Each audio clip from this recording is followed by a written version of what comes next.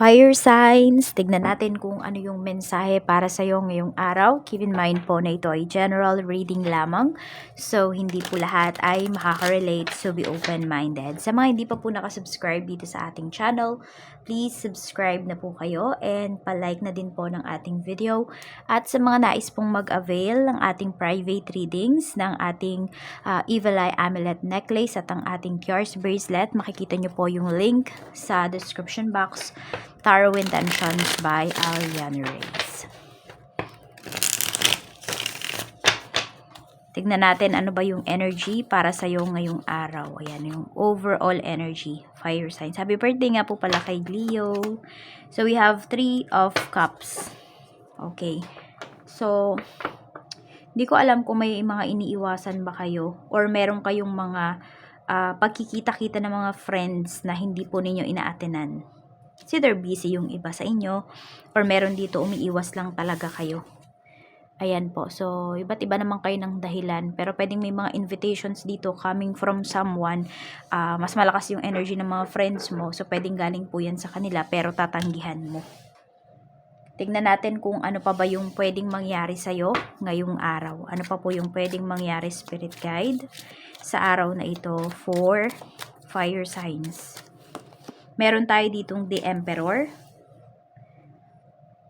Okay, so yung iba sa inyo parang wala talaga kayong lakas ba? Lakas na makipag-usap ngayon. Kahit kanino. So, pwedeng umiiwas po talaga kayo. Kasi pwedeng nagpo-focus kayo sa inyong sarili. Meron dito pinapataas niyo yung self-esteem ninyo. Hindi ko alam kung bakit bumaba yung self-esteem ninyo. Dahil ba yan sa mga kaibigan mo?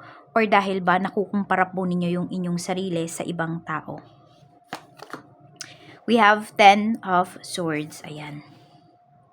10 of Swords natin. So, kung sino man po yung mga nag-i-invite sa iyo ngayon, sino man yung mga tao na nakakausap mo, nakikita ko naman dito na concerned talaga sila sa iyo. Okay, wala namang pamamlastik dito na nagaganap. Siguro lang talaga is meron kang problema, more on sa sarili mo. Fire signs. Ayan. Meron kang mga kailangang ayusin. Mga personal issues ba? Ganyan.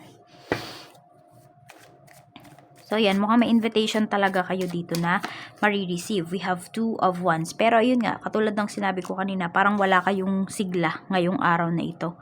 Wala kayong lakas para umoo, yan, sa mga invitation po para sa inyo.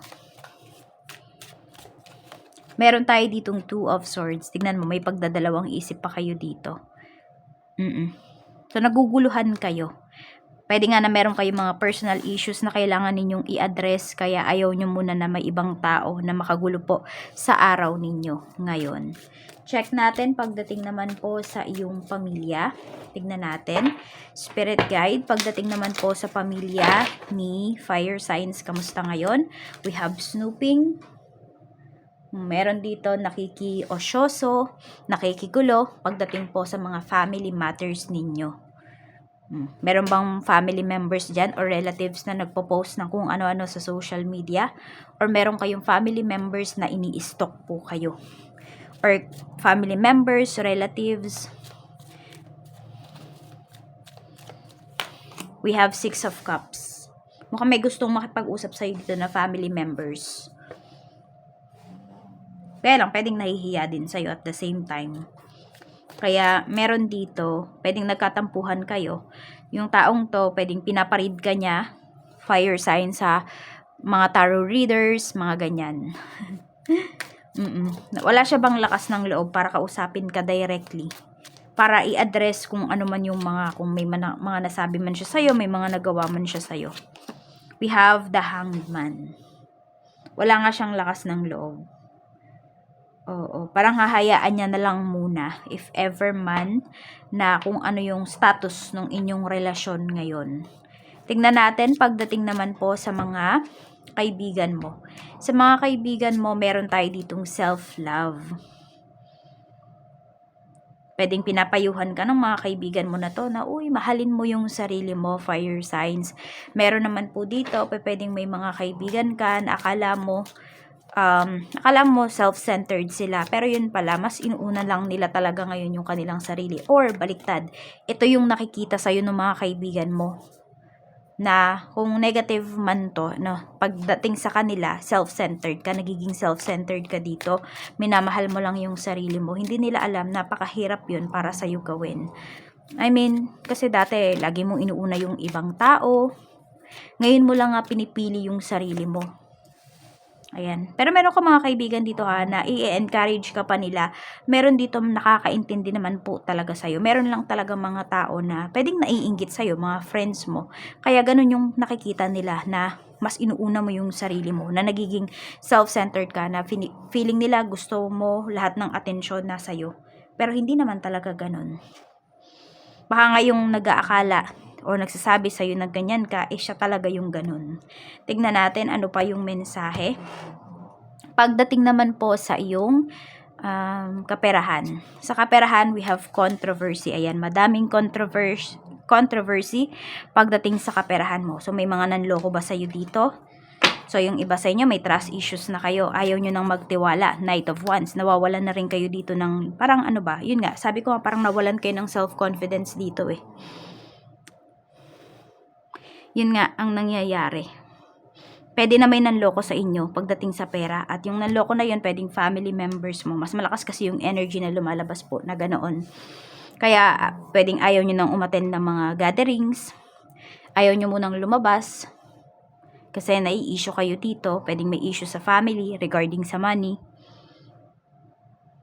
Tipong ikaw na yung tumulong, para ngayon ikaw pa yung masama. Kasi hindi ka na nagbibigay. Kasi nagiging mahigpit ka na pagdating sa pera mo. So, yun lumalabas talaga dito. Fire signs. Parang ang sama ba na unahin yung sarili mo? Ayun kasi yung parang pinupunto ng mga tao sa paligid mo. Tingnan po natin pagdating naman sa iyong, yan, kung may nag-apply dito ng trabaho, tignan natin. We have unfinished business.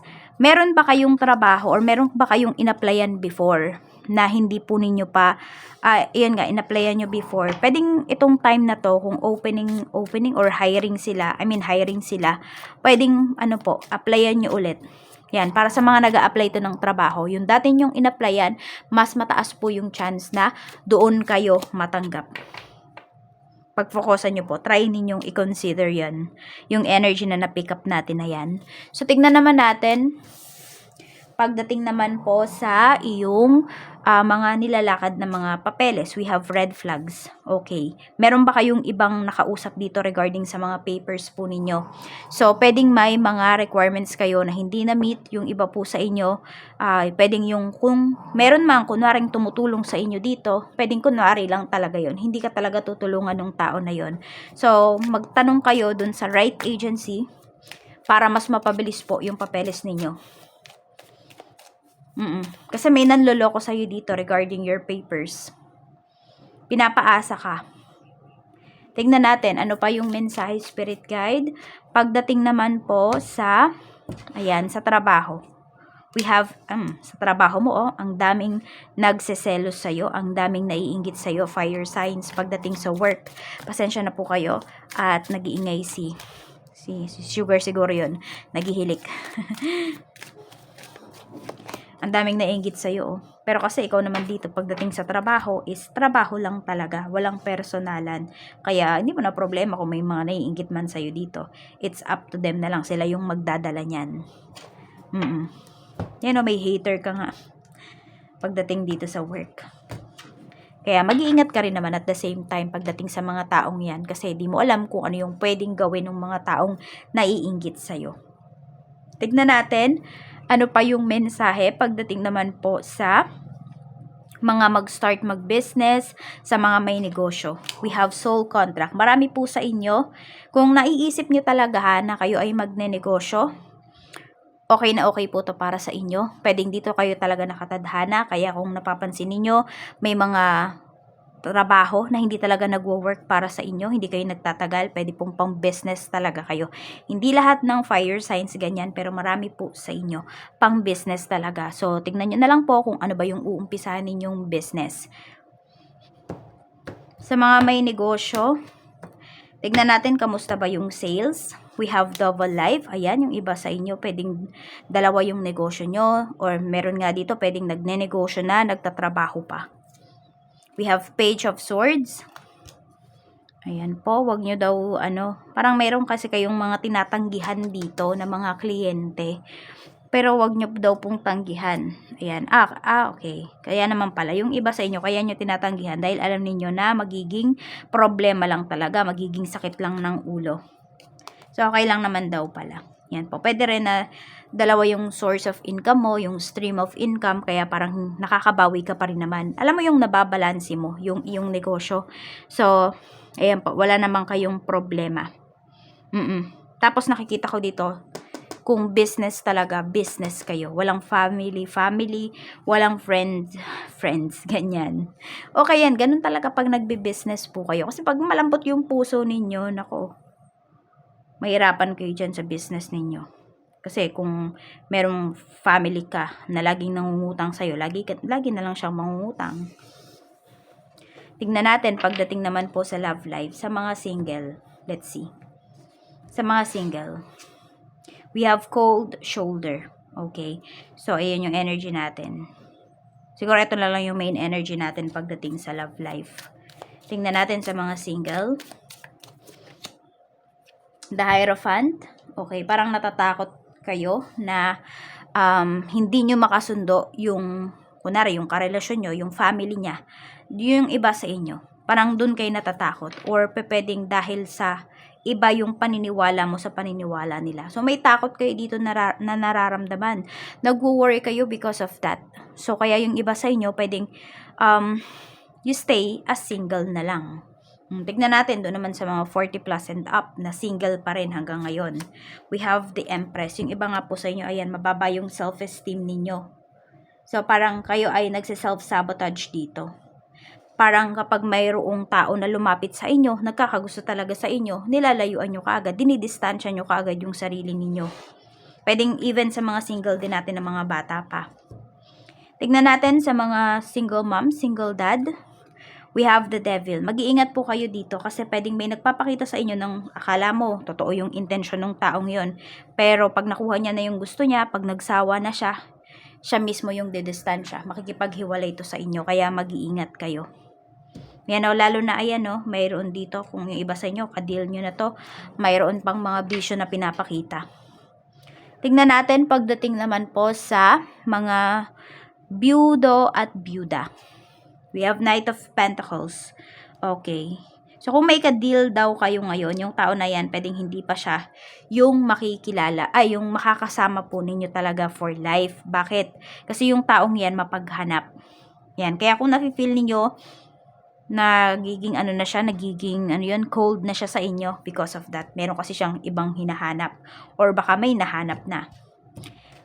Hindi po yan loyal sa inyo. Tignan natin, pagdating naman sa mga married, we have King of Wands. Okay. Yan. Kayo naman dito, kayo na yung parang kayo na yung nauumay. Naumay ba sa kaswitan ng asawa mo with this King of Wands. May effort kasi yung taong to eh. Tapos parang kayo dumidistansya kayo because parang ayaw nyong, alam niyo yun, parang minsan gusto nyo naman na ma-miss ninyo yung isa't isa. Ganun lang yung nakikita ko dito. Sa mga magkarelasyon, tignan natin kung kayo na ba yung magkakatuluyan. We have King of Cups. Hindi pa. Ayan, hindi pa. Kasi alam mo, hindi honest sa'yo yung person mo. Immature pa siya. Hindi pa niya kayang i-handle yung serious relationship. Kung may mga sinasabi siya sa'yo, may mga pinapangako siya sa'yo, parang, lang yan, parang, sinulat niya lang sa hangin, ganun. Possible pa nga na magkaroon kayo dito ng hiwalayan. Ayan po, yung mga may karelasyon dyan, possible, ayan po. Meron tayo ditong breakup. Because of distance, because pwedeng mayroon ngang ibang hinahanap, ganyan. Ayan lang po, maraming salamat. Mag-iingat po kayo always and more blessings to come.